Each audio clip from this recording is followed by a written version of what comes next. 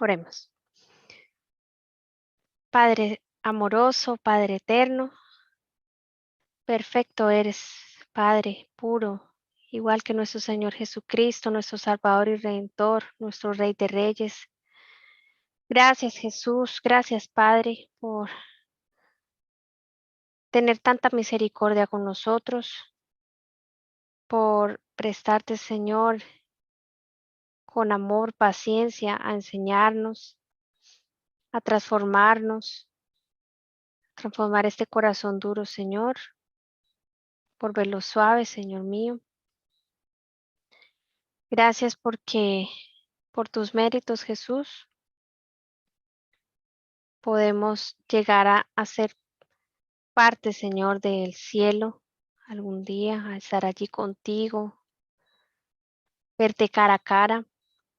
Es algo hermoso, Señor, que no nos imaginamos. Esta mente finita de nosotros, imperfectos que somos, nos impide, Señor, entender tantas cosas, pero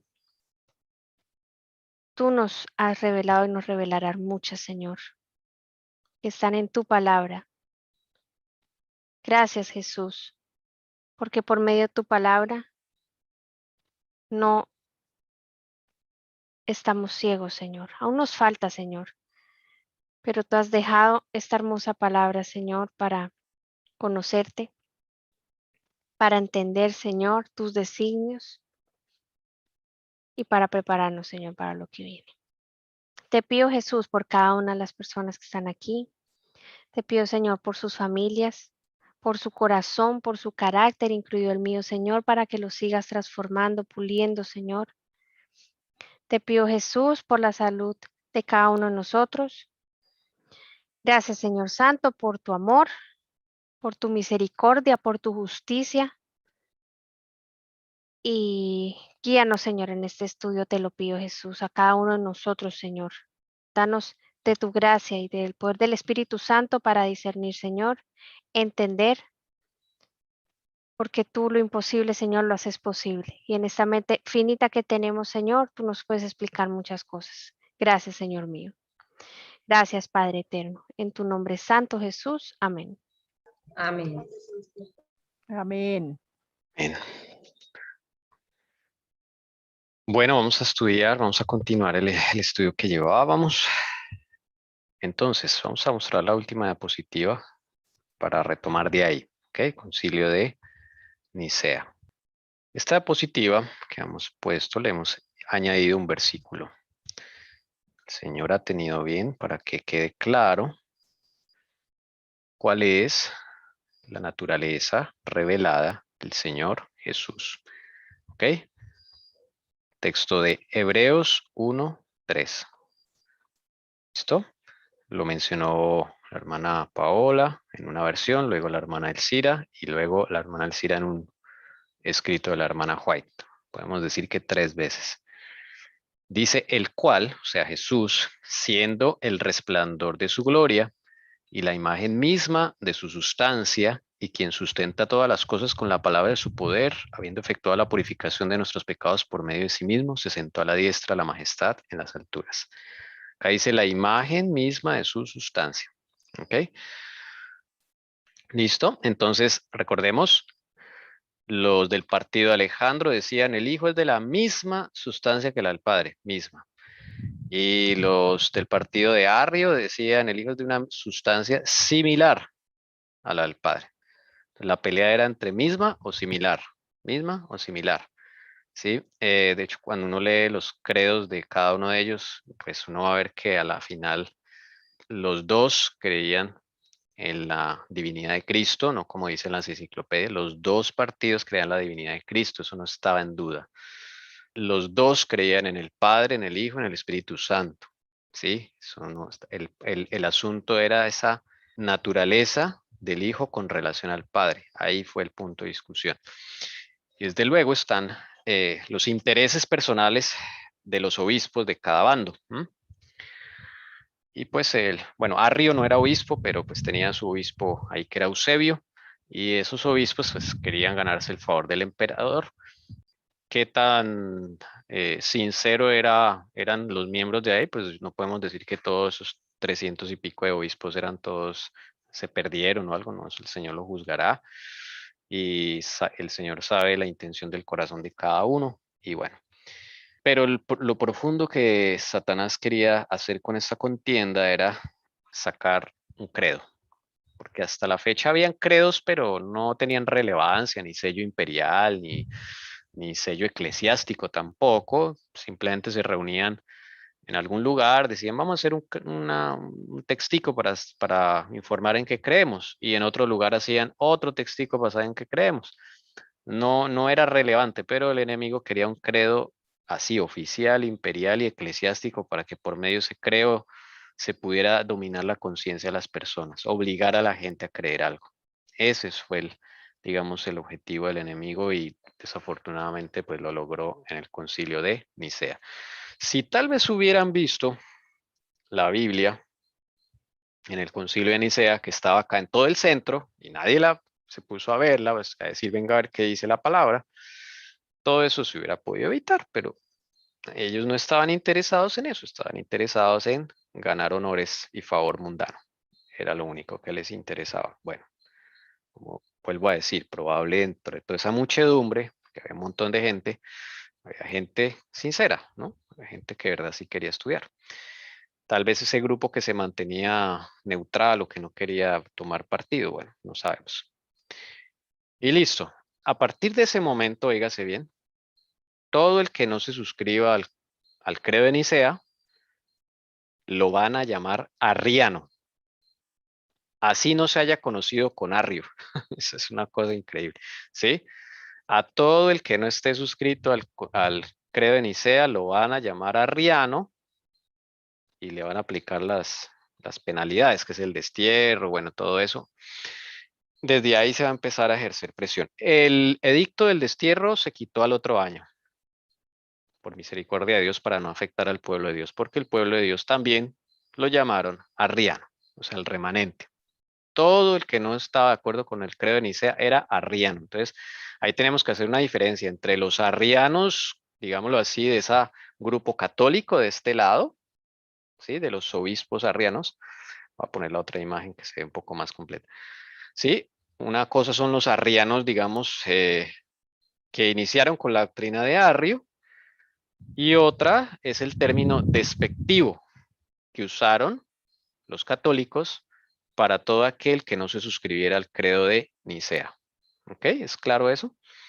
Porque a veces en la literatura uno se suele confundir. Entonces uno tiene que pensar, ¿de cuáles arrianos está hablando? Porque recuerden que hasta el mismo pueblo de Dios también se le empezó a llamar arrianos. Esos son arrianos, no creen en el credo de Nicea. No, no se suscribieron, no están de acuerdo. Y bueno, ese era el asunto. ¿Hay algo allí que añadir, hermanos? ¿Es claro cuál era ese oscuro propósito del enemigo? Tommy, es volver otra vez a mirar que lo que tú decías con o sea, lo que nos pusiste en el texto, el credo, pues se da con la apostasía, van de la mano, ¿no? Sí, el Sí, hermano Lowburu, aquí está. Esa diapositiva es clave, ¿no? Lowburu declaró que el primer paso de la apostasía es formar un credo. Pero miren que el apóstata no es el que está en contra del credo, sino el que lo forma. ¿Sí ve la diferencia? Eso es lo curioso. Eso, el que forma el credo es el apóstata. Para el reino de Dios es el apóstata. ¿Sí? Y luego dice el hermano Lowburu, decía él, diciéndonos lo que debemos creer. ¿Ok? Por eso no es recomendable hacer un credo en las iglesias. El segundo paso, dice él, es hacer de ese credo una prueba de discipulado. Una prueba de discipulado quiere decir que para yo entrar a la iglesia, ¿sí? Debo entonces hacer un voto para ese credo, ¿sí? Igual si quiero ocupar cargos o sea, no puedo hacer nada si no estoy suscrito a ese credo. Soy una visita, ¿sí? Sigo la categoría de visitas, como decimos en la iglesia adventista. El tercer paso es juzgar a los miembros por medio de ese credo. Entonces, si alguien cuestiona una coma de ese credo, ya entonces es mirado con sospecha. Es lo que está diciendo el hermano Lobo. Ya empieza a murmurar la gente contra ese hermano. Es que ese hermano es raro, porque se salió de esas doctrinas que formulan ese credo. El cuarto paso ya es denunciar como herejes a aquellos que no aceptan ese credo. ¿Ok? Cámbiale la palabra herejes por apóstatas, por disidentes, es la misma cosa. Es ya yo desplazar a los que no están de acuerdo con ese credo. Okay. Ya sean pastores, hermanos, separatistas o todas esas palabras que nos han enseñado. Quinto, comenzar una persecución contra los tales.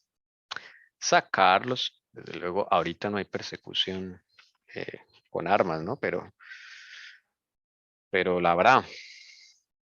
Y entonces dice el hermano, no imitemos a las iglesias. Dije, ruego que no imitemos a las iglesias en ningún sentido injustificable al dar el paso que se ha propuesto, porque en la iglesia adventista, la primera propuesta que se hizo para hacer un credo fue en 1861, ¿ok? Y por eso sacaron en la revista Review Herald, escribieron los pioneros diciendo no se debe hacer un credo, porque la gente decía, ay, mire que los bautistas tienen un credo, ya están establecidos, por eso son grandes, importantes, los metodistas, los luteranos, todos tienen su credo y nosotros qué. Entonces el Señor tiene razones muy, muy fuertes para no crear credos. La hermana White se oponía a la formación de un credo en relación con la doctrina adventista, ¿sí? Porque en el 88 también se propuso hacer credo. Y en el colegio, empezando en el colegio, ¿sí? Ella indicó que se sentía profundamente afectada porque no sabía que quien quiera hubiese elaborado esa resolución no sabía lo que estaba haciendo. Dicha resolución no solo perpetuaría errores que se enseñaban entonces, posibles errores, sino que también cerraría la puerta al Espíritu de Dios, quien podría tener luz adicional para los buscadores honestos de la verdad. Eso en resumidas cuentas, digamos, fue lo que vimos en la mañana, que precisamente fue el error que se suscitó en el concilio de Nicea que el enemigo quería. ¿Ok? Sí, señora. Por algo puedes poner la otra diapositiva, la del hermano Lobru. Algo que debemos cuando uno lee este texto en el contexto del tercer sello, ahí uno empieza a darse cuenta también de que la persecución cambió. Anteriormente en el segundo sello la persecución era externa. Aquí la persecución empieza a desarrollarse internamente. Por eso es necesario ese credo. Y tengo entendido que este credo le llamaban el credo bautismal. Entonces es como para poder darle inicio, llamemos a lo que de ahí en adelante sus hermanos o todos como internamente iban a creer, porque estaban entrando doctrinas falsas. Entonces y muchas también, ¿cómo es que se llama cuando uno se acomoda como a tradiciones, a las tradiciones de las que ya traían? Entonces es claro aquí ver que ya para el tercer sello es claro que el ataque ya viene de adentro, ya no es de afuera, porque desde afuera no le estaba funcionando al enemigo. Así es, hermano. Vamos a abrir aquí el texto bíblico porque no lo hemos tocado. Aquí. Segundo y tercero acá. Cuando abrió el tercer sello, vi al tercer ser viviente que decía, ven y miré, y aquí un caballo negro. Y el que estaba montado en él tenía una balanza en la mano. Y oí como una voz que en medio de los cuatro seres vivientes que decía, 1 litro de trigo por 1 denario y 3 litros de cebada por 1 denario, y no dañes el aceite y el vino. Todavía no hemos entrado a sacar específicamente los símbolos, ¿no? Pero ya sabemos que por lo menos el caballo negro es el evangelio que se ha vuelto negro, ¿ok? Las doctrinas falsas, el credo de Nicea, eso es un carbón bien negro para ese caballo. Bien, entonces, esta fue la razón por la cual se suscitó el concilio de Nicea, por este problema. Unos decían una cosa, otros decían otra, pero era una sola palabrita, mira, misma o similar. Por esa palabrita se armó el gran problema en el Imperio Romano y aparentemente se resolvió en el concilio de Nicea, ¿no? El emperador decía, bueno, ya todos se suscribieron a este credo que crearon ahí, que es el precursor también del credo actual católico. Y entonces Constantino dijo, ya está bien. Pues bueno, vamos entonces a ver qué sigue. en la historia. En el año 327 se muere la hermana de Constantino. Se llamaba Constancia. Constancia era arriana, cosa curiosa. En su lecho de muerte le dijo a Constantino que había cometido una gran injusticia con los arrianos, que eso no era correcto y que por favor, en su última voluntad antes de morir, que por favor cancelara pues todo ese odio contra los arrianos y que devolviera a la gente que estaba desterrada y que quitara eso, ¿no? Y una mujer siempre va a tener gran influencia sobre un hombre. Y Constantino le hizo caso y él canceló todo eso el edicto de destierro y todo lo que habían hecho en Nicea, 2 años después, en el 27. Y el problema siguió porque Constantino cambiaba de un lado para otro, entonces la gente quedaba chasqueada. Y llegamos al año 337, Constantino cae enfermo. Él decide irse a su tierra donde nació a unas aguas termales que había allá para la curación, ¿no? Entonces él fue allá y todo eso y no mejoraba. Estaba muy mal y en su dolor fue a una iglesia, dice la historia, fue a una iglesia, se puso a orar, la iglesia de las que es una región, y ahí él dijo, voy a morir. Tío, que iba a morir ese año, 337, y dijo, quiero bautizarme. Y entonces, ahí la sorpresa, porque deja chasqueados a los de Alejandro, dice, quiero que me bautice Eusebio de Nicomedia, el arriano. Entonces, bueno, no sabemos por qué escogió eso, qué pasó, bueno, no sabemos ahí. Él se bautiza y efectivamente, al poco tiempito muere. Y ahí se acaba la era de Constantino. ¿Mm? Ahí se acaba la era de Constantino. ¿Qué pasa ahí en el momento de su muerte? En ese año 337. Él deja 3 hijos. Aquí se los presento a los 3 hijos. Constancio II, Constantino II y Constante. Todos se llaman así. Todos por el mismo sufijo, Constancio. Entonces, Constancio II, porque el abuelo se llamaba Constancio. ¿Se acuerdan del papá de Constantino? Se llamaba Constancio, el que protegió allí a los cristianos en la época de Diocleciano y Galerio. Otro que lo llamó Constantino II como él y otro Constante.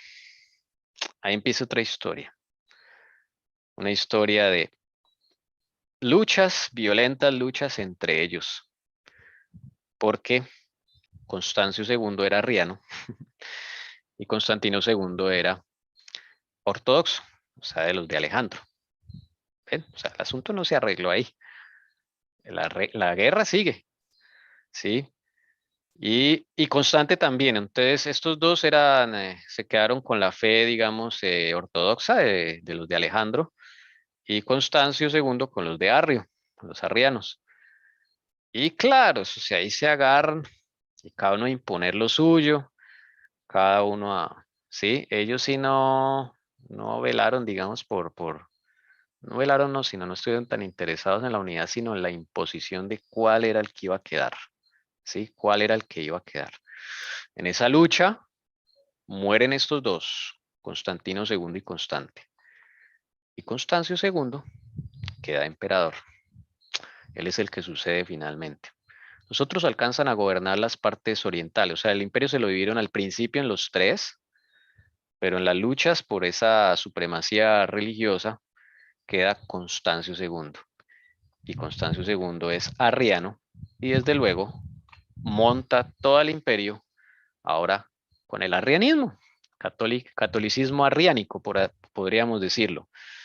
Eso levanta guerras sangrientas entre los del partido de Alejandro y Atanasio, porque ellos eran muy violentos, de un carácter muy perverso, esa gente. Y era no dejarse, no dejarse, no dejarse, no dejarse, pasar por encima del emperador. Bueno, eso fue un baño de sangre. Pero sigamos en la historia, que es bien, bien, bien interesante lo que sigue sucediendo. Llega Entonces vamos acá. Vamos como acá. Aquí están los 3 hijos. Queda Constancio II. Después de Constancio II, llega otro que se llama Juliano. Y Juliano dijo, yo sí soy pagano, a mí no me vengan con cuentos. Yo soy pagano y yo no entiendo nada de sus peleas y sus cosas. Cada quien que adore al que quiera. Y puso un edicto de libertad religiosa. Algo que favoreció al pueblo de Dios. Desde luego, el Señor está ahí moviendo también, porque si no.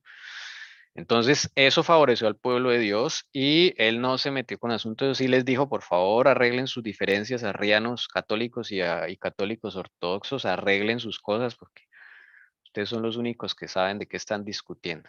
Bueno. En ese sentido, pues él fue como más sincero que Constantino, ¿no? Él dijo, yo soy pagano y ya. Y el que quiera seguir siendo pagano, siga pagano. Y el que quiera practicar un cristianismo, pues siga al que quiera. Listo. Entonces ahí quedaron aburridos los dos bandos porque pues ahí ya no había favores imperiales. Ahí ya no había Constantino, ya no había esos emperadores que querían favorecer a un bando o al otro.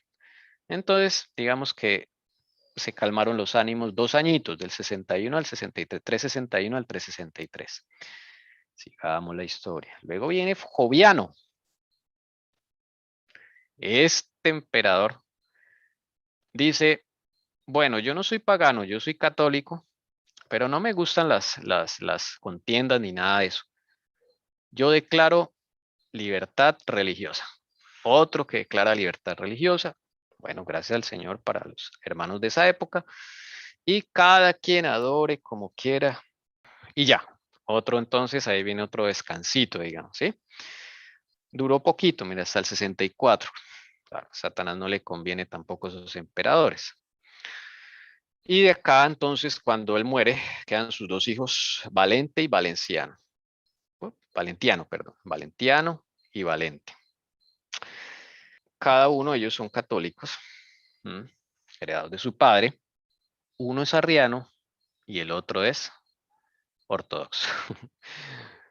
Entonces ahí todos se alistaron, dijo, ay, ahora sí esos emperadores sí nos van a poner atención y ahora sí empieza otra vez el tumulto, el conflicto entre los dos bandos, a ver quién se gana el emperador, cuál va a ganar, pero quedan chasqueados porque estos 2 hermanos dicen, no, nosotros sí nos vamos a ese cuentico, ustedes verán cómo arreglan sus diferencias.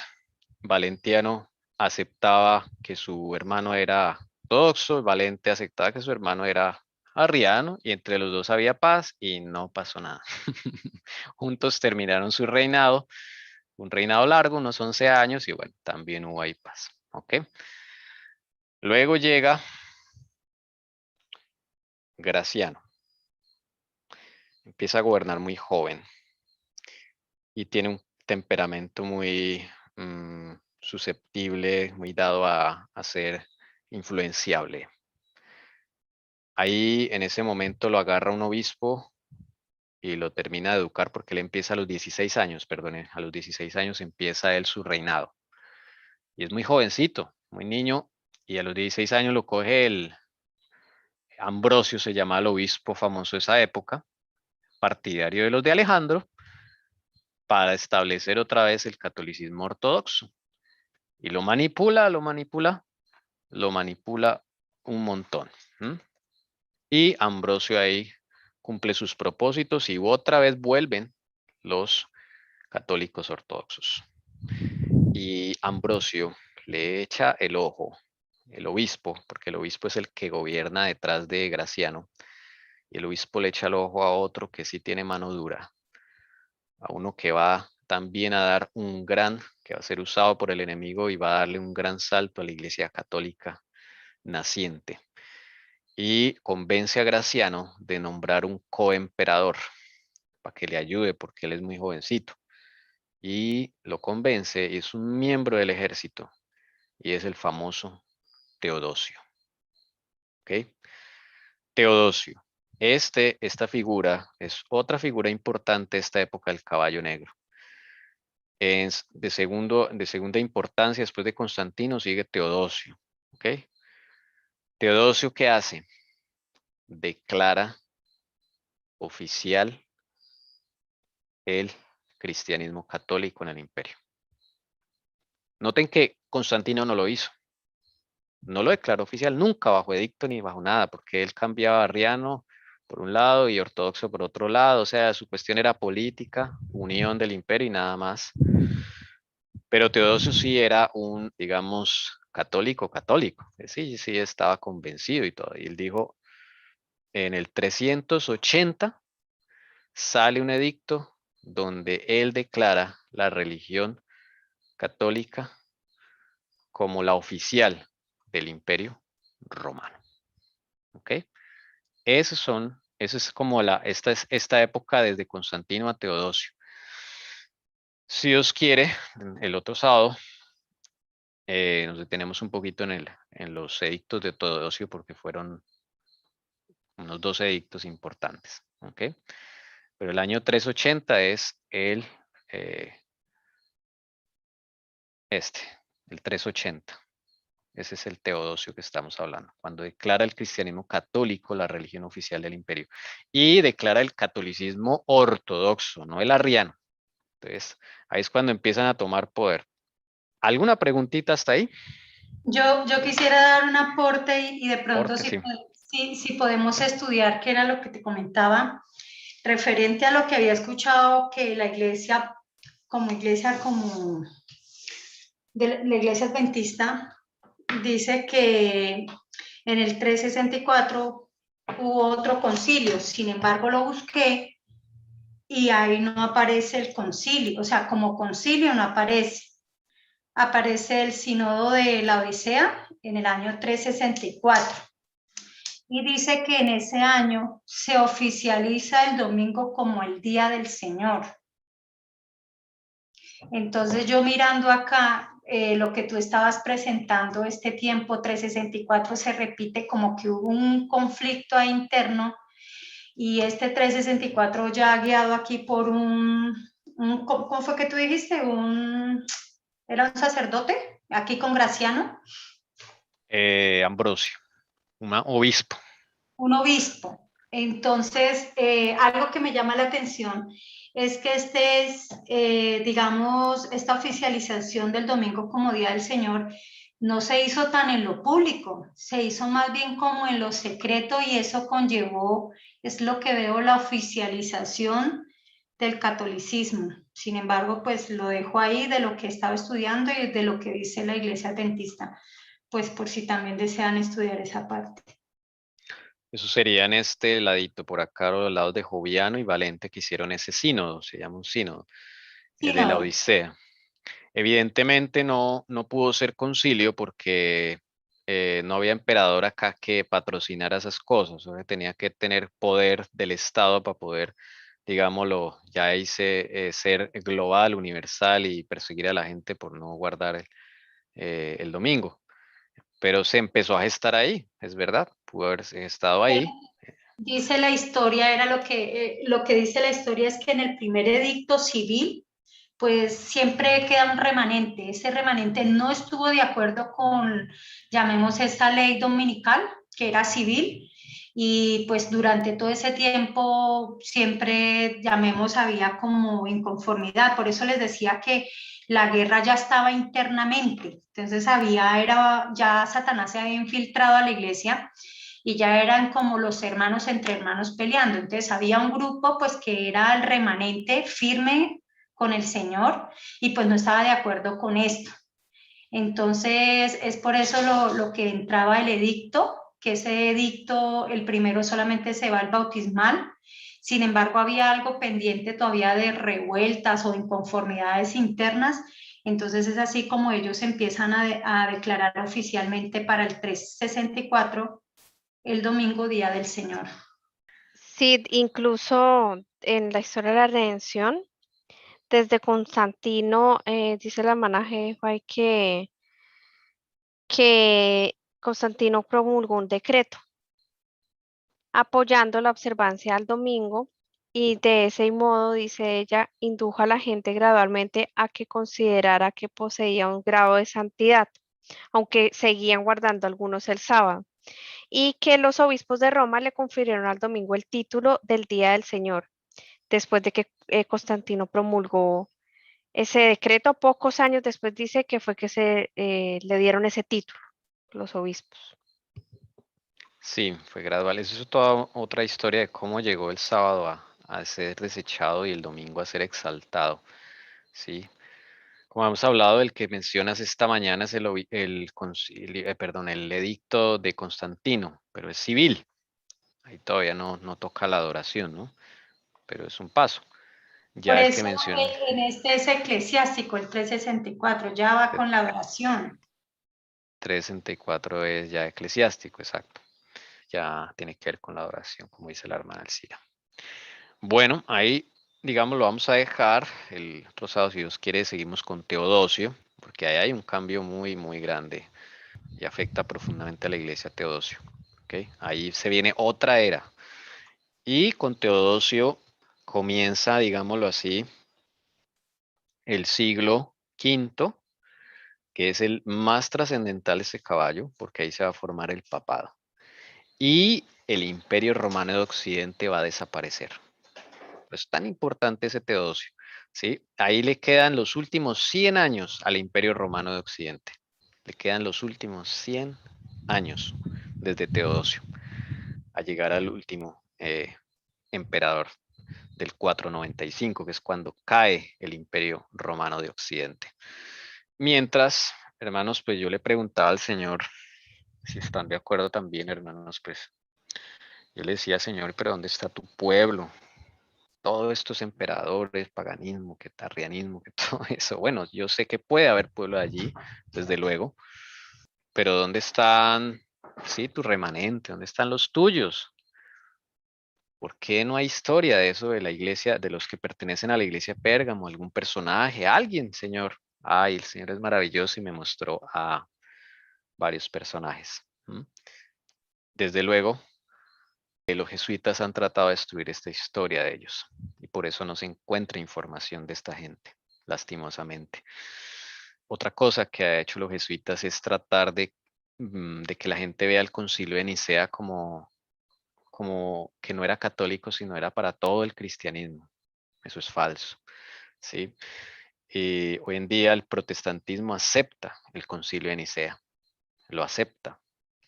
Y la gente ve el concilio de Nicea como un gran paso, un progreso en el cristianismo, cosa totalmente falsa, ¿sí?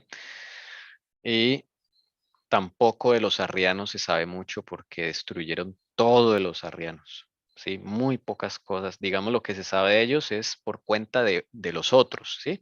Pero ustedes saben que los otros no van a hablar cosas buenas de ellos, ¿sí me entienden?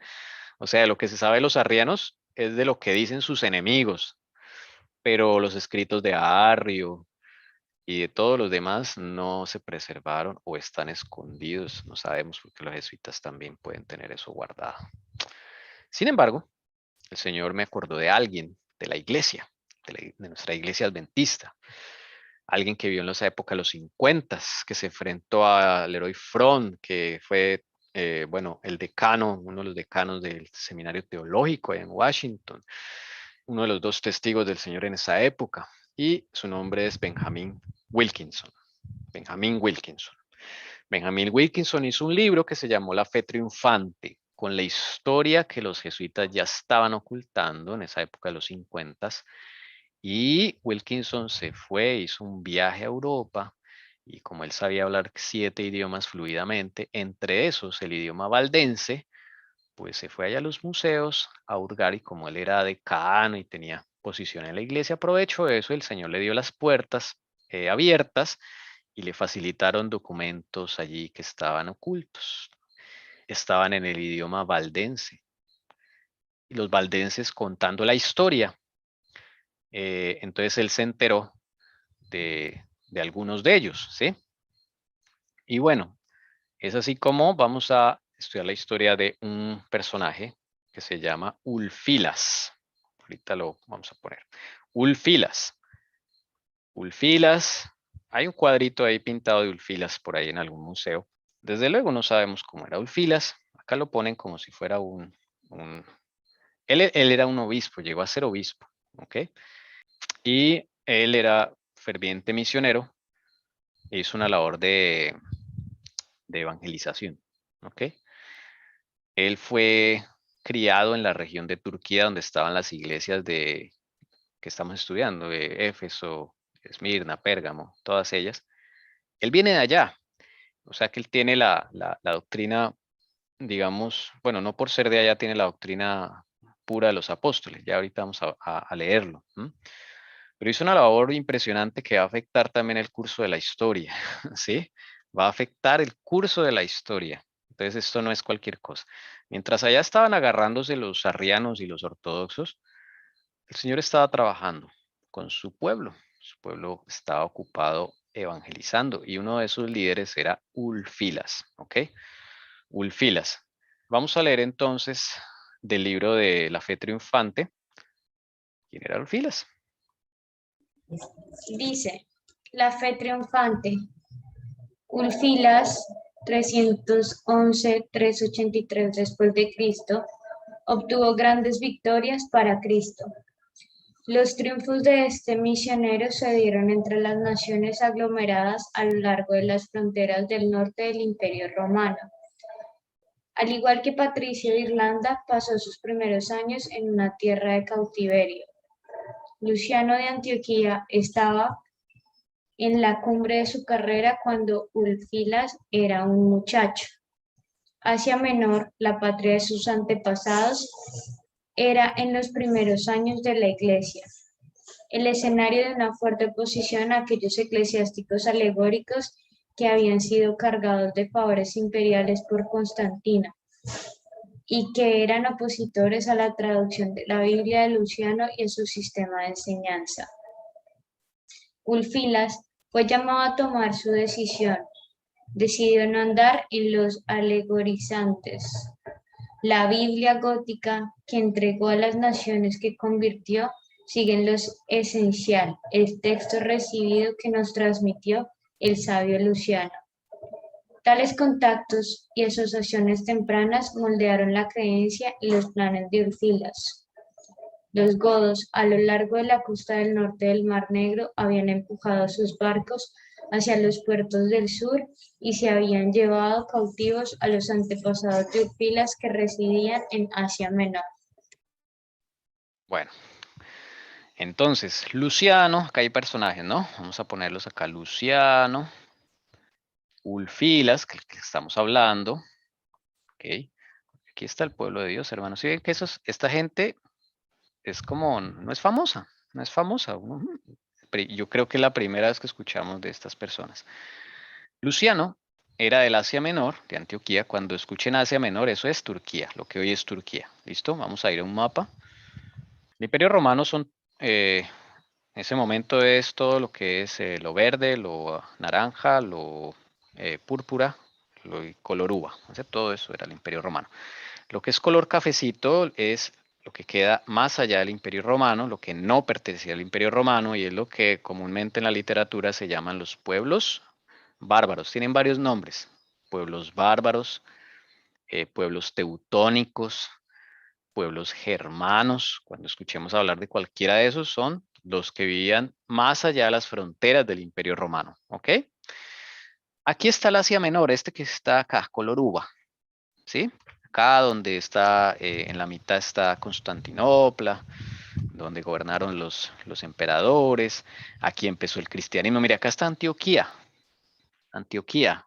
Allá es donde se forjó la palabra cristiano por primera vez, ¿se acuerdan?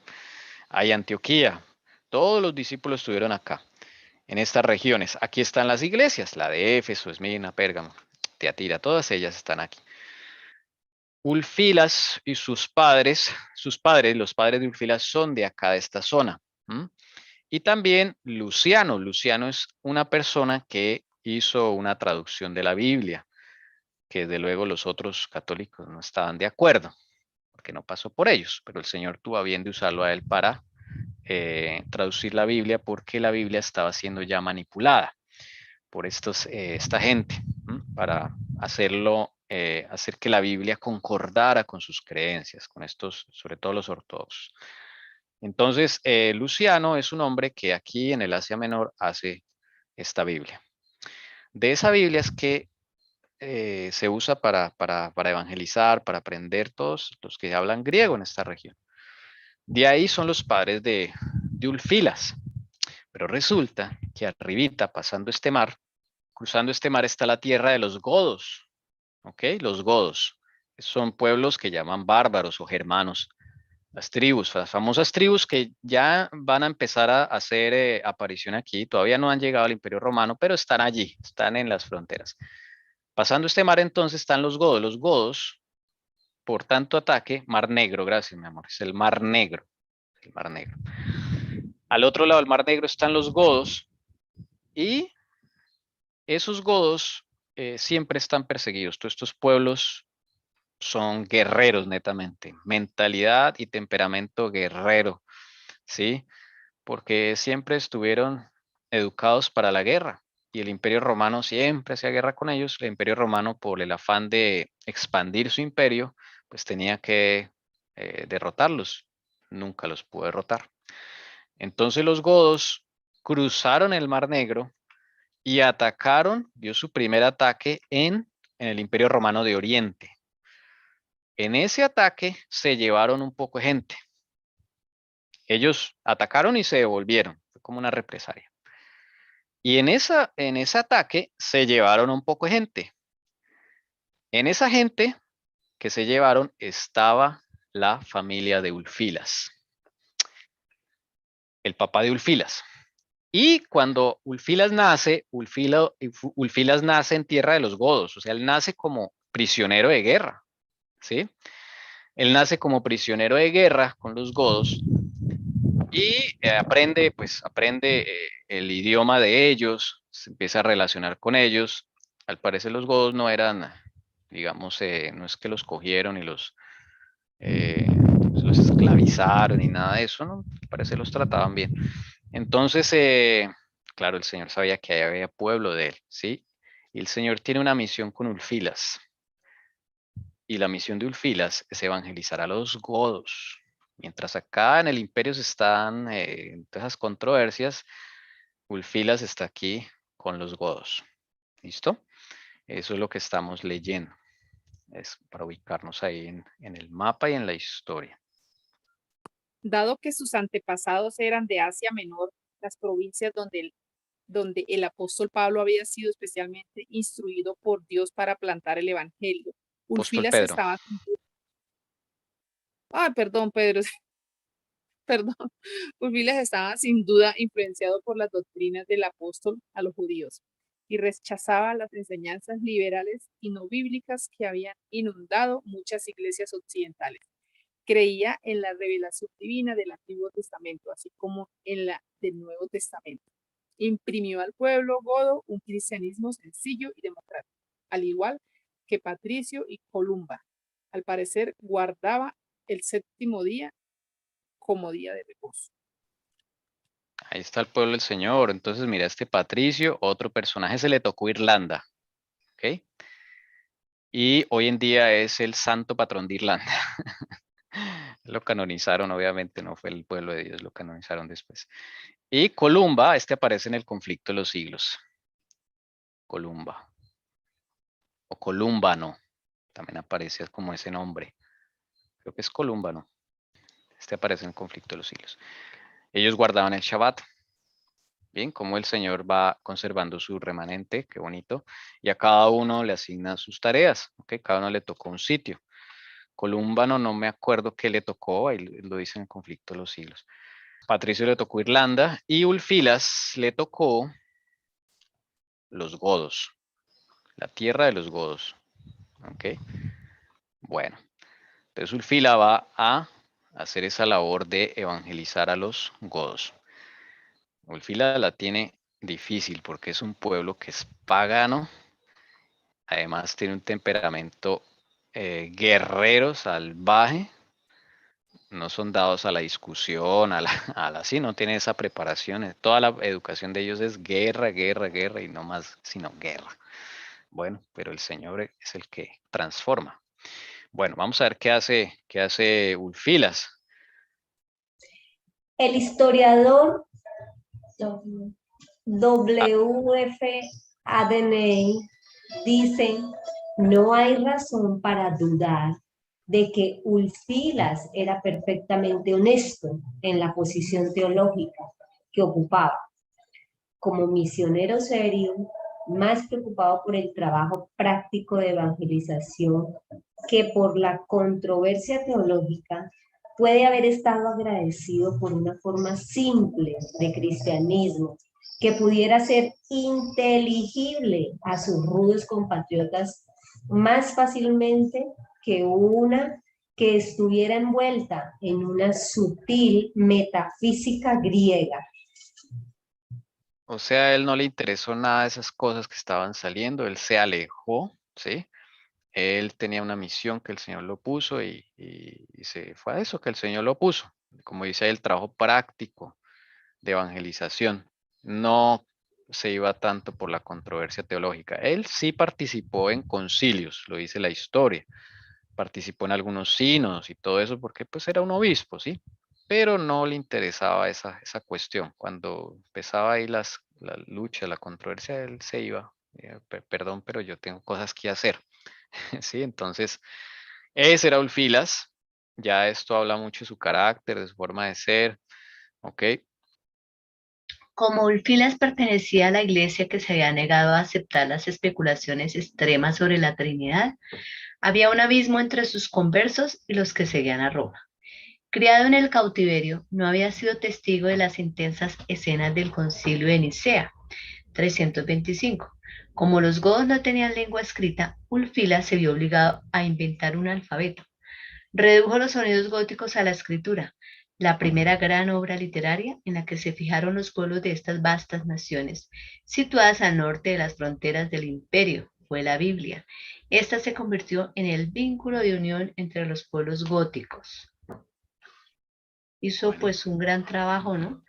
Una obra dura, pues para ese Sí. tiempo. El problema es que los godos, cuando él llega a los godos no tienen escritura, no tienen alfabeto. O sea, el abecedario para ellos no existe, no existen símbolos para expresar sus ideas escritas, ¿no? Todo era oral.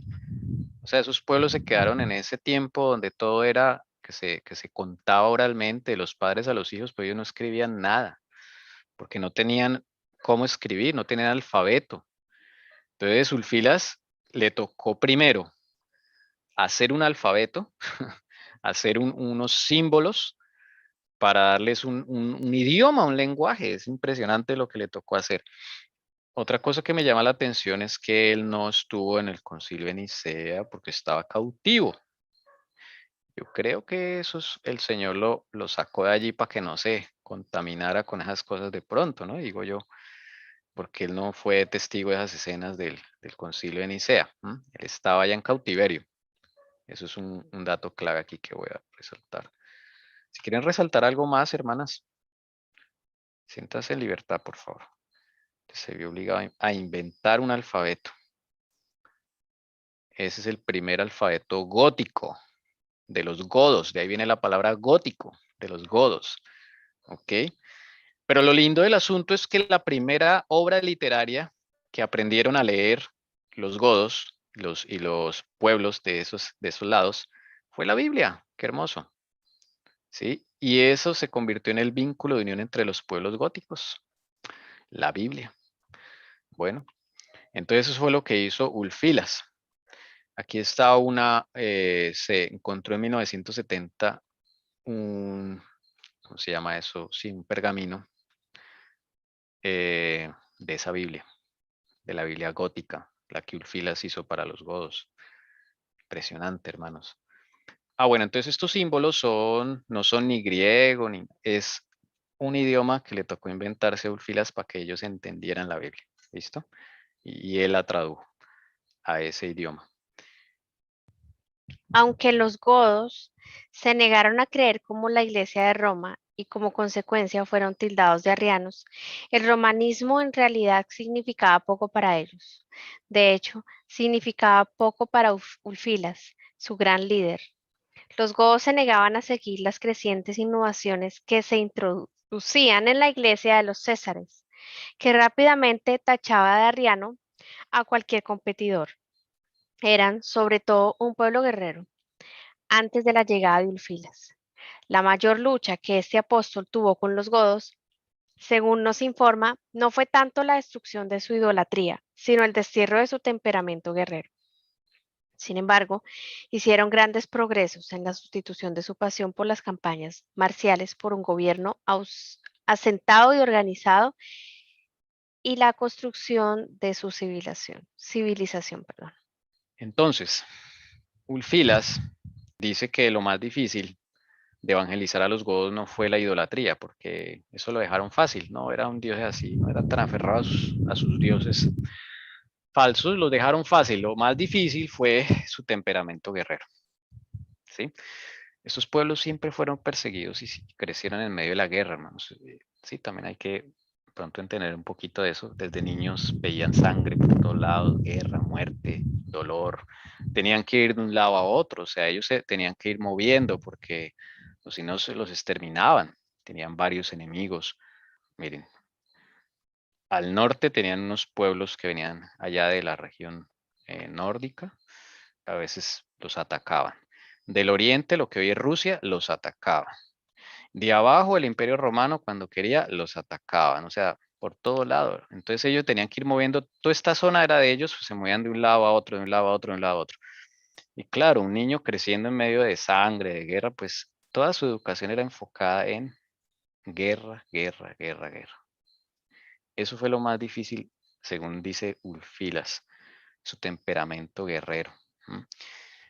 Y hay un detalle ahí en lo que hizo Ulfilas cuando tradujo la Biblia. Y era que él no incluyó el libro ni de Reyes ni de Crónicas. Porque, bueno, él pensó, dijo, si le incluyo estos libros, ellos van a justificar la guerra, van a, mejor dicho, se van a enfocar en lo que más les gusta, ¿no? La guerra, y no van a entender, ¿sí? Tal vez, entonces, él decidió no dejárselos, ¿sí? Ya después lo agregaron, digamos, cuando ellos fueron dejando ese temperamento y finalmente, pues, quedó la Biblia, pero al principio él no les llevó ni Reyes ni Crónicas, esa es la anécdota. ¿Por qué? Pues tenía que enseñarles, como les digo, hermanos, cada situación es diferente. Mire que el Espíritu Santo también dirige. Más enfocarlos en el Evangelio del Señor Jesús, ¿sí? En el amor al prójimo, que nuestra lucha no es con carne y sangre, sino contra potestades. También tuvo que enseñarles que nuestra guerra no es con ejército ni con espadas, sino con el Santo Espíritu de Dios. O sea, para que ellos entendieran eso era un gran trabajo. Él estuvo 7 años evangelizando fuertemente, del 340 al 347. O sea, eso estamos hablando de la época de, por acá, cuando estaban los hijos de Constantino. Sí, cuando estaban los hijos de Constantino, ahí estaba él haciendo la evangelización. Bueno, ¿por qué es tan importante esto, hermanos? Bueno, pues número uno, porque se está evangelizando y está llevando el mensaje a pueblos que nunca lo habían visto. Esto es algo muy bonito, ¿sí? Segundo, porque estos pueblos, los godos especialmente, los que evangelizó Ulfilas, son los que van a destruir el Imperio Romano de Occidente. Ellos no dejan todavía su temperamento guerrero, y como veíamos, todo aquel que no estaba de acuerdo con Roma eran llamados arrianos, y por eso lo llaman arrianos. Pero ellos ni siquiera conocieron quién era Arrio, ni nada, ni conocieron que era Concilio de Nicea. Ellos no sabían nada de eso, hermanos. Ellos llegan 69, 70 años después, llegan estos godos a Roma, a invadir Roma. ¿Ok? Pero no llegan a invadir Roma porque quisieron invadir Roma, sino porque no les queda otra alternativa. Volvemos al mapa. Recuerdan que ellos tenían hartos enemigos por todo lado. Pues se vino una gente de lo que hoy es Rusia, por acá a este lado, que me está tapando ese cuadro blanco. Y por el otro lado está otra tribu germánica. Ellos se fueron huyendo, los godos, fueron huyendo. ya no eran los guerreros como cuando los cogió Ulfilas. Sin embargo, todavía pues necesitaban luchar, ¿sí? O si no, pues todavía no tenían esa fe de que hagan con nosotros lo que quieran. Todavía no la tenían, ¿sí? No se ha completado, digamos, su conversión. Entonces, pero el Señor los usa como instrumentos, porque los godos, digamos, se ven arrinconados y van al Imperio Romano y les dicen a las buenas, por favor, nos dejan pasar. Esto no lo cuentan los libros de historia. Ellos fueron a las buenas, por favor, nos dejan pasar. Y el Imperio Romano dijo, no. Entonces ellos eligieron. Y eligieron atacar al Imperio Romano. Nada más ni nada menos. Y tuvieron éxito. Tanto éxito que llegaron a Roma. Sitiaron a Roma, la capital de los obispos del catolicismo. A la capital de los Césares. Mejor dicho, ustedes ya saben que es Roma. Y ahí llegan los godos y acaban con Roma, pero no acaban con Roma, o sea, no la incendian, no, porque ellos ya tienen un conocimiento cristiano. Lo interesante del asunto es que recuerden que el cristianismo que aprenden ellos no es el cristianismo corrupto de acá del Imperio Romano, es el cristianismo más puro, ¿sí? El que les dio Ulfilas es el cristianismo más práctico, más sencillo. Y cosa curiosa, ellos dicen, ay, vamos a ir a Roma, nos han dicho que en Roma hay muchos cristianos devotos y fieles, qué chévere, qué bueno. Ellos se enfrentan al ejército romano, lo vencen y se meten. Cuando llegan a Roma dicen, ah, listo, vamos a ir a nuestros hermanos cristianos. Cuando van a Roma y encuentran a sus hermanos cristianos, se llevan un chasco. Porque se dan cuenta que esos cristianos tienen otro carácter. No lo reciben con los brazos abiertos. Todos sus obispos les hacen mala cara. Los reciben porque les toca. Y después se enteran de que los están llamando arrianos, herejes y de toda una cantidad de títulos que se inventan. Ellos dicen, se llevaron un chasco y se retiraron de Roma. Se retiraron, se van, aquí no nos quieren, chao, nos vamos. Y se asentaron en dos grupos. ¿Ok? Se retiraron de Roma y se dividieron en dos grupos. Un grupo se fue a lo que hoy es España y otro grupo se quedó acá en la región de Italia, pero no no en Roma ni en las ciudades, sino en las afueras. Los que se fueron a la zona donde hoy es España se llaman los visigodos. Y los que se quedaron en Italia se llaman los ostrogodos. Y esa es la gran historia de estos dos pueblos. Visigodos y ostrogodos. Ambos descienden de los godos. Pero cuando ellos llegan al Imperio Romano, ellos llegan como cristianos, no llegan como paganos. Eso es algo muy importante. Bien, hermanos, ¿alguna pregunta, comentario hasta aquí? Yo tengo una pregunta. Por favor. O sea que los godos en un principio, ¿quiénes eran? ¿Los romanos? ¿O fue una división de los romanos? Los godos no eran romanos, los godos eran por fuera del Imperio Romano. Mira, acá están. O sea, digamos en este caso Alemania, si nos vamos a lo actual. Lo que hoy es, aquí que queda delante del Mar Negro, creo que es lo que es Pakistán, si no estoy mal. A ver, miremos. Parte de Rusia, sí. Bueno, lo que hoy es Ucrania. Lo que hoy es Ucrania era los godos. Ahí está. ¿Listo? Esos eran los godos. No eran del Imperio Romano, no eran romanos. No hablaban el idioma ni latín ni griego, tenían su propio dialecto. ¿Ok?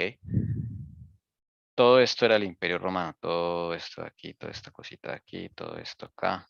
Aquí está Turquía, todo esto era el Imperio Romano. Entonces, lo que quedaba fuera del Imperio Romano lo llamaban los pueblos bárbaros. Los llamaban bárbaros en un sentido despectivo, porque sean incivilizados, como cuando la gente dice, ay, deje de ser indio, ¿sí? O sea, incivilizado, es con ese sentido que los llaman bárbaros, ¿sí? También encontrarán en la literatura otros nombres, como pueblos teutónicos, también los llaman, o pueblos germanos, no porque fueran de Alemania, sino porque eran más allá del Imperio Romano. ¿Ok? Y Sí eso quedó. dice que eran pueblos germánicos. Germánicos es una descripción de todo lo que era más allá del Imperio Romano. ¿Listo? No, que iba a decir que incluso ellos se nombraban desde Trajano, desde que hablábamos desde Trajano, que estaba incluso atacando a Roma. Eran ellos mismos, ¿no? Siempre Sí. estuvieron los Ujú. pueblos, porque ellos vivían acá en las fronteras y los conflictos eran en las fronteras. Los godos no estaban en la pura frontera, porque tenían a Dacia, que era otro pueblo acá, y acá tenían un mar, o sea, no estaban en la frontera. Los otros pueblos germanos sí estaban en las fronteras, con ellos era el problema siempre. Tommy, Claro, sí, es que estoy leyendo acá y lo que tengo entendido es que todos ellos eran pueblos germánicos, o sea, lo que eran los vándalos, godos, visigodos, ostrogodos, francos, que eran los que estaban por fuera del Imperio Romano y fueron los que lograron la caída del Imperio Romano Occidental. eso es lo que estamos sí, diciendo, sí, ¿Es precisamente. así? Es así. Entonces, pueblos germánicos, todos los pueblos bárbaros, sí, érulos, vándalos, visigodos, ostrogodos, sí, todos ellos se llamaban pueblos germanos. Y eran enemigos del Imperio Romano, porque pues el Imperio Romano siempre quería expandir sus fronteras y pues ellos no se dejaban. Y el Señor tampoco permitió eso, porque ya ellos querían tener todo el planeta. Y no, ahí se les un Podría decir límite. hoy como decir está África, está Europa, pero ahí los constituyen varios pueblos, o sea, o varios países, ¿no? Eso, era como un continente, ellos eran un continente aparte. ¿Sí? Imperio Romano, todo esto coloreadito. Y el resto eran pueblos bárbaros que ellos llamaban. Ellos son los que van a destruir el Imperio Romano de Occidente. Recuerden, el Occidente es desde acá hacia el Occidente. El Imperio Romano de Oriente va a subsistir por mucho tiempo, según la quinta y sexta trompeta, si ustedes recuerdan. ¿Sí?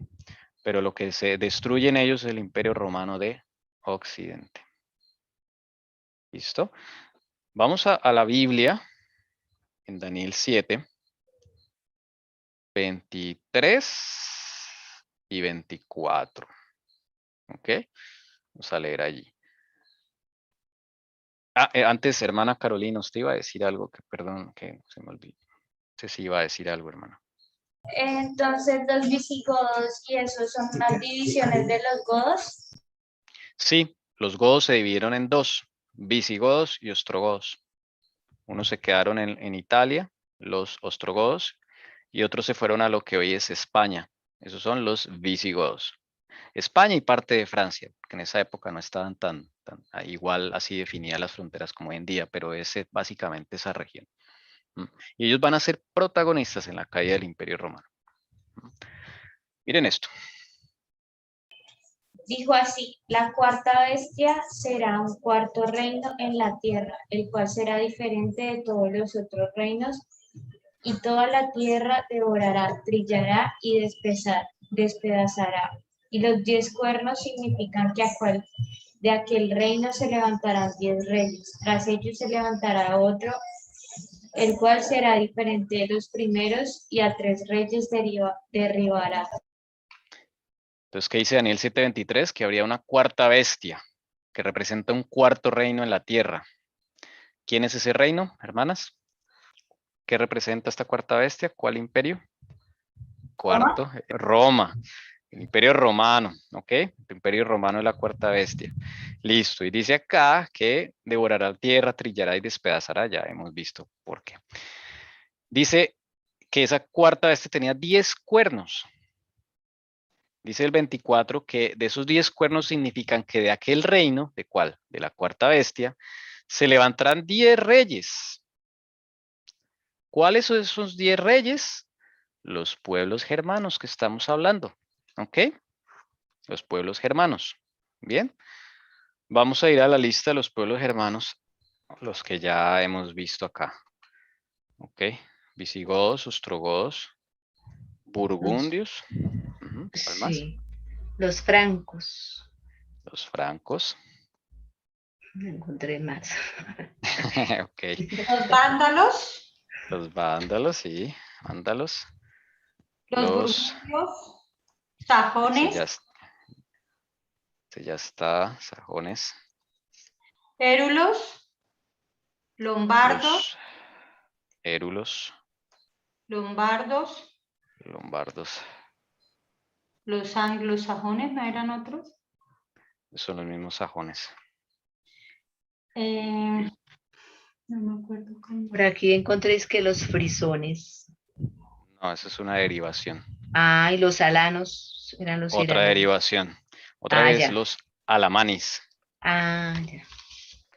Nos falta uno. 3, Y 6, 7. los tenteros eran No, esa es otra atos, derivación. lombardos, rugios, érulos, aquí tienen hartos jutos.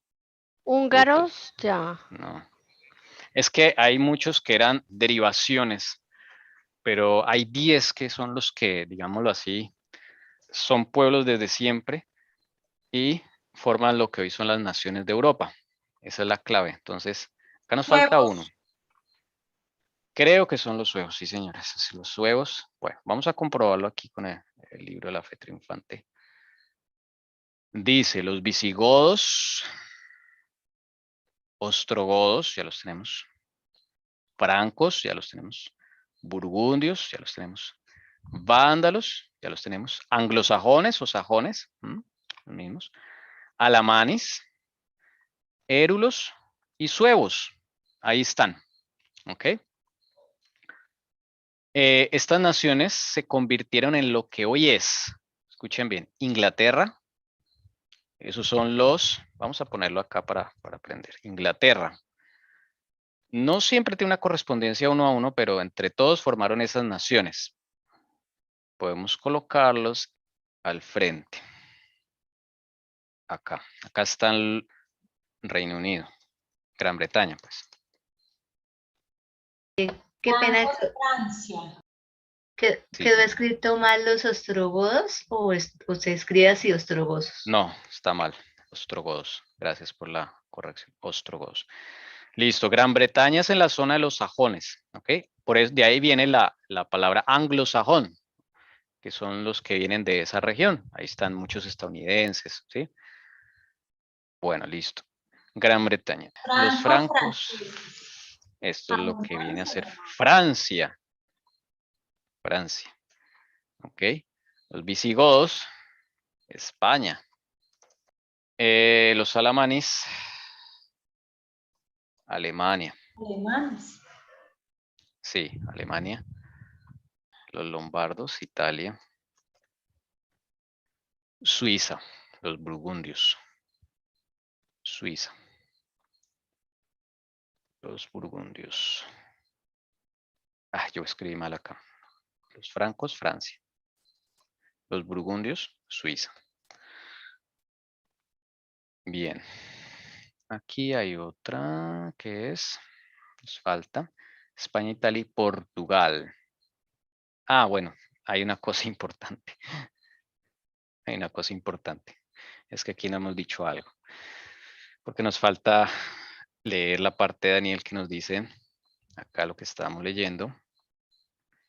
Tras ellos, o sea, tras los 10 reyes, el cual será diferente de los primeros, y a 3 reyes derribará. Ajá. El cuerno chiquito, que es el papado, iba a derribar a 3, bueno, no ellos, sino que enfrente del papado tenía que derribarse 3 reyes, o sea, 3 pueblos bárbaros. ¿Listo? Entonces vamos aquí a nombrarlo. Esos Al 3, surgir el cuerno pequeño se derriba. no. Bueno, el cuerno pequeño, es que depende cuando elijamos cuándo surge el cuerno pequeño, ¿no? Si el cuerno pequeño surge, si derriban delante el cuerno pequeño es porque el cuerno pequeño ya estaba. O sea que el cuerno pequeño viene a estar cuando estos 3 ya están en el Imperio Romano. Yo diría que a partir de Teodosio ya está el cuerno pequeño. Con un edicto que le empieza a dar preeminencia al obispo de Roma. O sea, ahí ya, yo creo que ahí ya viene. Porque ya los pueblos, después de que nombran y le dan esos poderes al obispo de Roma, que todavía no lo llaman papa, pero ya le dan poderes y lo empiezan a tener en alta estima, ahí las cosas cambian, porque ya todo empieza a centralizarse en el obispo de Roma. Y eso fue por Teodosio. ¿Sí? Ya lo veremos en detalle, ya lo veremos en detalle. ¿No hay un periodo de transición como de 30 años? ¿Entre qué y qué, Elcira? De, Hermana pues, Elcira. de este caballo para entrar al otro, que es el de la Edad Media, que es el papado. Entonces ese tiempo es donde ellos empiezan a pelear para posesionarse, ¿no? Tomar totalmente el control. Es más de 30 años porque la primera tribu de No, estas tribus cae 400 y pico, es que ahorita no recuerdo en la fecha. Pero esas 3 tribus que tienen que caer, empiezan a caer, no caen al mismo tiempo. y eso es un proceso. Es un proceso, sí. Entonces, ¿cuáles caen? Caen estas. Ostrogodos caen. Ok, los voy a poner de otro color. Esos son los que caen. Ostrogodos. Dejan de existir como pueblo, como nación. Caen los érulos. Caen los vándalos. Ahí están los 3 que caen. Dejan de existir. Por eso ellos no tienen, Gran Bretaña no es ahí, es acá. Correspondencia. España, Portugal es de acá. No tienen correspondencia. ¿Ok? Ellos caen, dejan de existir como nación. ¿Ok? Esos son los 3 cuernitos pequeños que caen, según Daniel, de acá. ¿Ok? ¿Y por qué dejan de existir? Bueno, dejan de existir como tribus, como naciones, guerreras y todo eso. ¿Se acuerdan que ellos no son paganos, ellos son cristianos? Ojo con eso. Los ostrogodos, los érulos y los vándalos son cristianos. Ellos no llegan a Roma, al Imperio Romano como paganos, llegan como cristianos. Y se dan cuenta del cristianismo romano. Y se dan cuenta del obispo de Roma. Y se dan cuenta de que no concuerda lo que les enseñó Ulfilas y todos estos hombres. No concuerda con lo que ellos aprendieron. Ven la arrogancia, ven el despotismo, ven todas estas cosas. Y ellos dicen, así no eran nuestros maestros. Y ellos se oponen al obispo de Roma, se oponen a la religión católica, se oponen. Ellos por eso tienen que ser destruidos. Tommy, ¿y los suevos? Aquí está, este mapita nos puede ayudar. Y la mayoría incluso estaban por Alemania, ¿no? Alemania, en lo que hoy es Alemania, mire que estaba partida, porque los francos también tenían parte de Alemania, ¿sí? También tenían parte de Alemania, tenían lo que hoy es Holanda, Bélgica y parte de Francia. Los visigodos tenían parte de Francia, parte de España y parte de Portugal, ¿sí? Me Este parecen los naranja. suevos. Los suevos están en lo que hoy es parte de Portugal y parte de España. Ese lo repartían entre ambos. ¿Sí notan? O sea, ellos se fueron moviendo siempre. Se fueron moviendo. Y conforme iban conquistando entre ellos mismos, claro, iban aumentando sus fronteras. Por ejemplo, los francos tuvieron guerra con los visigodos. Y por eso es que agarraron esta partecita de abajo, que esa es una historia que tenemos que narrar porque eso es clave para el papado. Agarran este pedacito que es Francia, o sea, ellos se van asentando cada vez más en lo que es Francia. Y los visigodos se les va cortando el camino, pero quedan con lo que hoy es España. Y así sucesivamente se van moviendo, se van moviendo. Entonces no podemos decir que uno se quedó estático ahí, ese es, no. Pero más o menos dan origen culturalmente a las naciones que hemos descrito. ¿Listo? Por Al ejemplo, parecer no se unen, ¿cierto? Como si se fusionaran, algo así. Hay a unos que veces se cuando, conservan. claro, cuando dejan de existir, por ejemplo, los ostrogodos, Justiniano les da duro, los acaba como nación y luego llegan los lombardos. Pero ¿quiere decir que los ostrogodos todos fueron destruidos? No, porque ahí había pueblo del Señor. Ellos van van a unirse a los que están en las montañitas de Italia, que van a ser los futuros valdenses. Es que esto es impresionante cómo el Señor va moviendo y cómo a través de las guerras va viendo un zarandeo, porque acá no hay espacio para tanta gente, acá solamente hay espacio para el papado y para los que, arrianos, no más, arrianos en el sentido de que son contrarios a Roma, o sea, papas y antipapales, mejor dicho. Esa es la división que va a quedar finalmente. Y estas tribus o se unen a Roma o pelean contra Roma, pero tienen que decidirse. Eso es lo que van a hacer. Y de ahí que de esas 10 tribus, solo 3 estuvieron en contra de Roma. Y cayeron. Pero ahí había pueblo del Señor y ese pueblo del Señor se fue a unir con los otros que estaban ya allí en las montañas. El resto de tribus fueron aceptando el cristianismo católico. El resto de tribus, poco a poco. Eso fue lo que, digamos, lo que pasó. ¿Ok? Por eso los suevos están entre Portugal y España también, están ahí. ¿Sí? De los que quedan es burgundios, esos sí quedan ahí. Suiza, lo que es Suiza. Los francos, esos sí quedan siendo Francia. Sajones quedan en Gran Bretaña. ¿Sí? Visigodos, España y Portugal. Lombardos quedan a ser Italia. Porque los ostrogodos estaban en Italia, pero desaparecen. Entonces los reemplazan los lombardos. Es la historia, son movimientos. Pero entonces, es claro, estos 3 son los que caen delante del cuerno pequeño, ostrogodos, cérulos y vándalos. Y caen es por hacerle oposición a Roma, a las doctrinas romanas y a todo eso. ¿Ven por qué es tan importante, hermanos, esto? Porque es que en los libros de historia nos dicen que es que estos ostrogodos, cérulos y vándalos eran unos bárbaros y esos eran, no sé, gente mala, gente que sí, no era así como lo pintan los libros.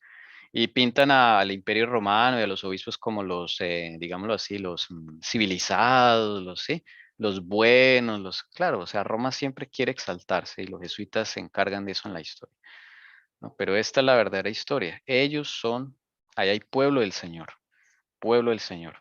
Y aunque caen delante del cuerno pequeño, los que quedan van a unirse con el pueblo de Dios. Eso es clave. Si Dios quiere, el otro sábado hablamos un poquito más de esto, algunos testigos importantes, porque esto es lo que viene a cambiar el panorama. Entonces, los nuevos actores son estos pueblos, son los nuevos actores. El resto de tribus se une, o sea, se une a los católicos. El resto de tribus se une a los católicos. Se van uniendo poco a poco. A medida que aumenta la presión, ellos por conveniencia se adjuntan a Roma, como es el caso de los francos, que también esperamos hablar de Clodoveo y los francos. Bueno, es una historia increíble también. Pero así empezó todo. Entonces, vamos a pintarlo aquí en unos circulitos cuáles son los actores. Miren, esta mañana empezamos con estos 2, católicos arrianos y ortodoxos. ¿Ok? Católicos ortodoxos y católicos arrianos. Todavía quedaban paganos, ¿no? Los paganos quedan en algunas tribus bárbaras. En el mismo Imperio Romano todavía hay paganos, como ya lo hemos visto que ahí después de Constantino y los hijos de Constantino se levantó un emperador que era pagano, ¿sí? No se acabó totalmente. Los judíos estaban allí, también estaban los judíos. Y estaba el remanente, como ya lo hemos visto, ¿sí? Algunos de los del pueblo del Señor, Filas, Patricio, Luciano, todos ellos. Y los nuevos actores son los bárbaros arrianos. Recuerden que desde el concilio de Nicea empezaron a llamar arriano a todo el que no estaba de acuerdo con el credo de Nicea. ¿Okay? Entonces, cuando veamos arrianos, tenemos que saber a qué están haciendo referencia, porque estos también, el remanente también los llamaban arrianos. O sea, todo el mundo lo llamaban arrianos, esta gente católica ortodoxa, que fue los que finalmente cayeron, quedaron, ¿ok? Estos son los actores, ¿sí? Como para que tengamos claro. Y los bárbaros arrianos, que llamaban arrianos, fueron evangelizados por el pueblo del Señor. Ellos no fueron evangelizados ni por estos, que quede claro, porque eso sí, como les digo, la historia ha sido tergiversada y gracias al Señor que ha mostrado esto para que sepamos cómo es que es la cuestión, ¿sí? Cómo es la cuestión aquí. Tommy, los bárbaros arrianos eran los que no obedecían al credo, ¿o cómo fue que dijiste? Sí, los que no obedecían al credo de Nicea, los que no estaban de acuerdo con Roma, con el obispado del Imperio Romano, Roma, toda la religión de Constantino, mejor dicho, ellos no estaban de acuerdo. Porque ellos fueron evangelizados por el pueblo de Dios. Entonces, lo que les enseñó el pueblo de Dios, pues viene a chocar con lo que se encuentra en el Imperio Romano. Ellos tenían altas expectativas, o sea, ellos llegan, y vamos a encontrar hermanitos en la fe. Hermanitos en la fe, los recibieron con garrote. Entonces, ellos decidieron, o sea, ellos veían que eso no concordaba a lo que predicaba a los católicos, no concordaba. Y ellos hicieron frente, ¿ok? Entonces, ¿Y cuál es la diferencia de católicos arrianos y bárbaros arrianos? es simplemente un nombre que le dio los católicos ortodoxos, porque los católicos ortodoxos le llamaban arriano a todo el que no estuviera de acuerdo con el credo de Nicea. O sea, los judíos también eran arrianos, para empezar. También los llamaban arrianos. Y el remanente, ellos los llamaban arrianos. ¿Sí me entiendes? Sí. Todos eran arrianos. El que no estaba de acuerdo con el obispado de Roma eran arrianos. Eso es lo que hay que, lo pongo acá entre paréntesis. Todos eran arrianos, los que no estaban de acuerdo con el concilio de Nicea. Así no hayan conocido lo que enseñó Arrio. Sí, eso es lo que es claro entender, porque en las enciclopedias, los libros de historia, Wikipedia y todo, le llaman arriano a, bueno, un montón de cosas, pero básicamente es esto. ¿Ok? Ok, entendido. ¿Usted sabe cómo llamaba Leroy Fron a la iglesia antes de que él entraba? ¿Cómo decía él? Decía que la iglesia adventista era semi-arriana. Leroy Fron, el jesuita infiltrado. Él también, es que a él, esa es la costumbre de Roma, llamar arriano a todo aquel que no esté de acuerdo con ellos. Sí, eso viene desde esa época, imagínense.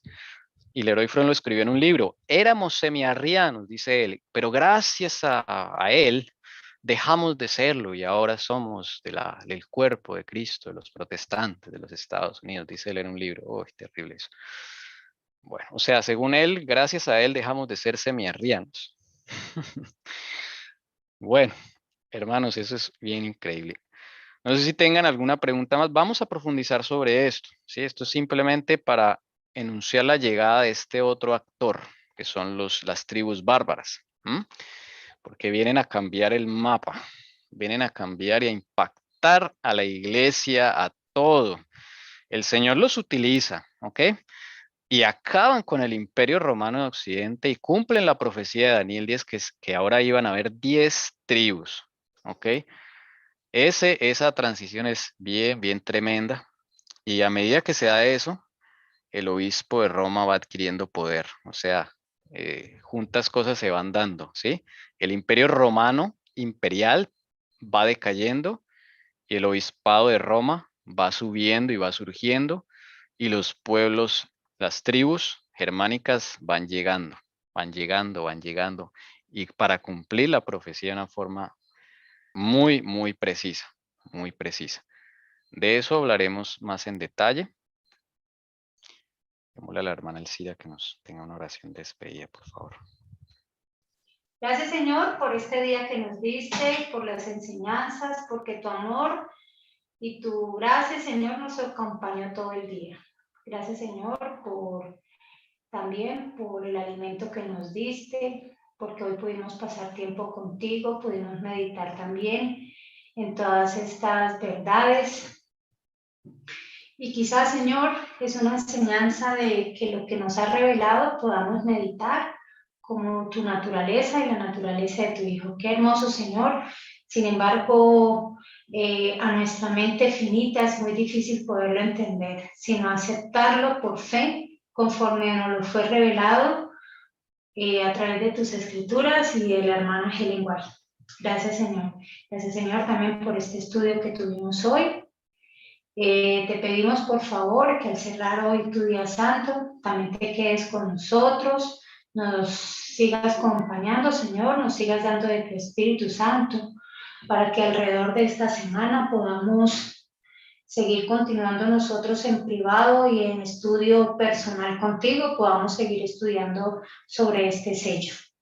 Ahí sabemos que es mucha historia, Señor, pero es importante conocer todos estos movimientos que se dieron en su tiempo y que, como sabemos, esto se va a volver a repetir. No siendo más, Señor, también te pedimos que te quedes con nosotros. Cada uno va a continuar en sus hogares. No queremos irnos sin tu bendición, sin tu compañía. Y, Señor, de todo corazón te pido, por favor, por el mundo entero. Sabemos que se avecinan cosas difíciles. Te pedimos que nuestra fe no falle, que siempre, cada día, podamos ver tu mano, aunque sabemos que está con nosotros, pero podamos verla, Señor, en cada detalle que tú tienes en nuestra vida. Bendice también, Señor, a nuestras familias. Perdónale los pecados, Señor. Permita que ellos también puedan caer a tus pies. También, Señor, ponemos en tus manos a todos los líderes de la iglesia, a tu iglesia, la ancha faz de la tierra. Se viene un sacudón fuerte, Señor, y pedimos por ellos también, Señor, porque también son tus hijos y tú derramaste la sangre por todos, Señor, por todos los habitantes de esta tierra.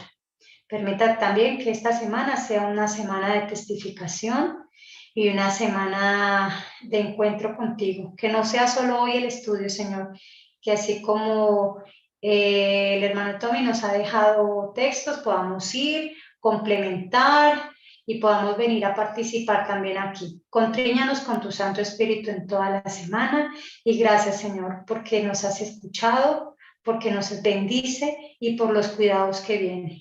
Quédate con nosotros en el nombre de Jesucristo. Amén. Amén. Amén.